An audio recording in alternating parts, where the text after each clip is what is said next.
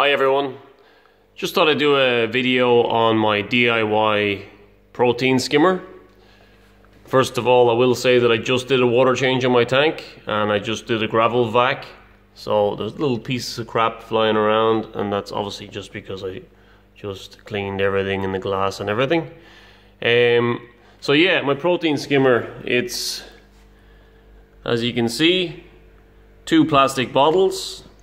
They're 450 milliliter bottles, and I just cut the bottoms off each, and then on this bottom one I drilled 2 holes for 2 suction cups, so it's obviously a bit smaller than the actual attachment part, and then squeeze it through so it's nice and tight so they won't come off. Use nice big suction cups just to give it that strength.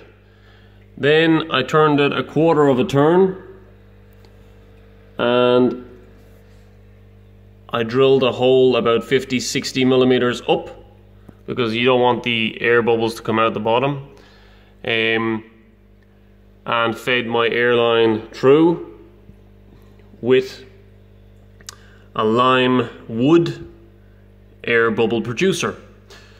And I call it an air bubble producer because it's not a stone.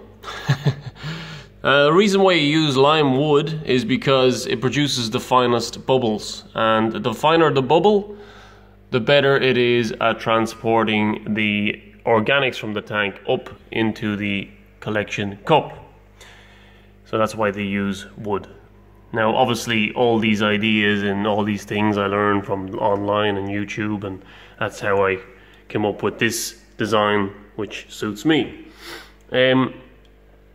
So after doing that, so after I drilled the hole and put the air tube in, I got a PVC pipe, and that's a 15 inside to inside diameter, 15 millimeters PVC pipe, and it just fits perfectly into the tops of these bottles. These are a standard bottle that you can buy from any shop or supermarket, water bottle. And it just seems to be that the standard size on any of these bottles, and I'd say it's obviously standard worldwide, fits a 15 millimeter inside to inside PVC pipe. So obviously I cut that to length. What I did was I fed it through this bottle to here. You don't want it going too far into it, so you don't want the pipe going into this like this, because obviously the bubbles that go up then come back down and go in, and that's probably not going to happen. So you just want it just here, so that the bubbles will go up, have nowhere else to go, and then obviously have to be forced through the small hole, and then up, and then obviously it will produce the skim and it will overflow into the collection cup. So I left this pipe, it's about 120 millimeters long. I wanted to keep it as long as possible, so obviously I wouldn't have to change this, empty this, so I'd have to empty this as little as possible. So then I glued this bottle to the PVC pipe, and I put some silicone on at the bottom, just around the bottom, just in case, just to make sure it wouldn't leak, although it was very tight already. I did not glue it to this bottle, because obviously I have to slide it out to be able to pour it out. So I can actually literally just slide that out, pour it down the drain, slide it back in. Simple. As you can see, it works very well. This has been going now for about 11 hours, since last night. And you have to play around with it a bit, so obviously you have to move it up and down, and then the further down you move it, you know, the more it will easier kind of get to the top of the funnel, if you want to call it that. So obviously, and then it obviously depends on the power of your air pump. I've got a few different speeds on that, so I just played around with it, and this was the best height and the best speed. So you just wanted to just be flowing just over the top. Just till it's just hitting the top, and then, you know, it'll build up, and then it'll just fall over. And you kind of want it to have that build up time, because it gives it that time to catch as much as possible, and then it drops into the cup. So So as you can see, in only 11 hours this is producing some really crap stuff, which is good. Some hard stuff as well.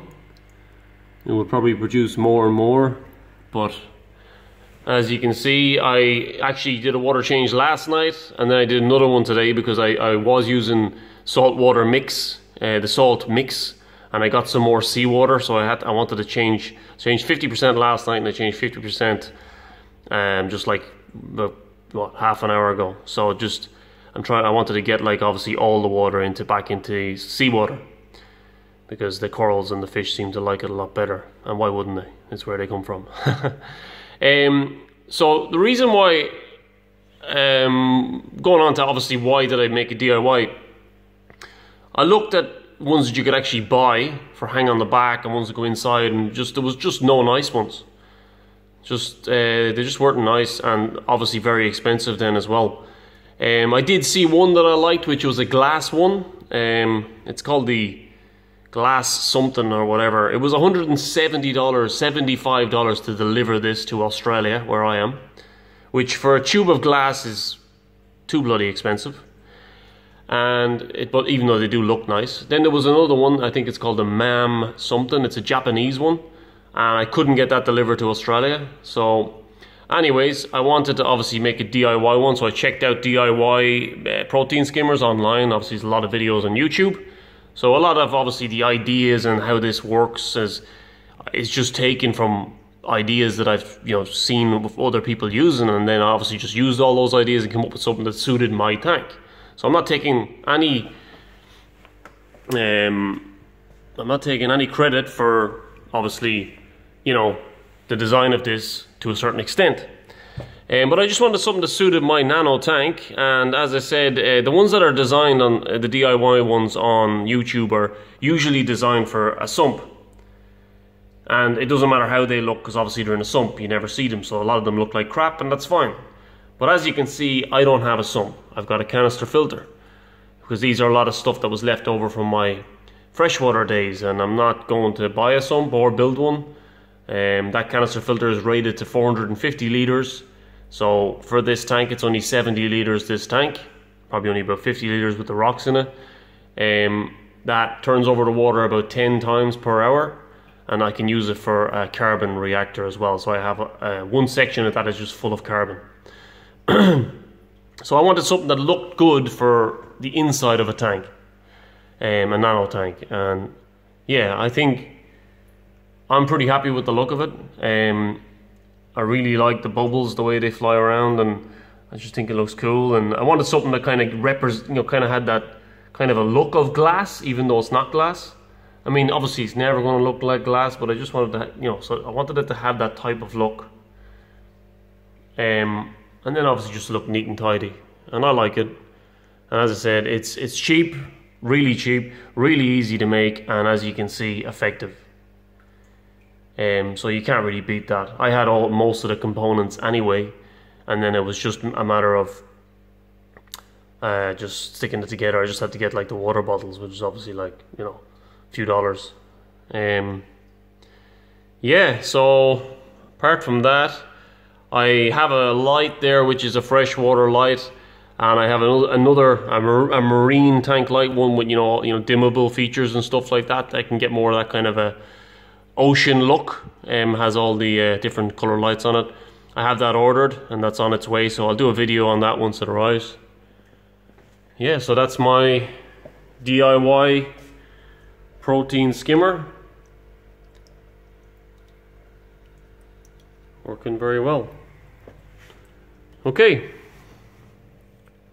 thanks for watching.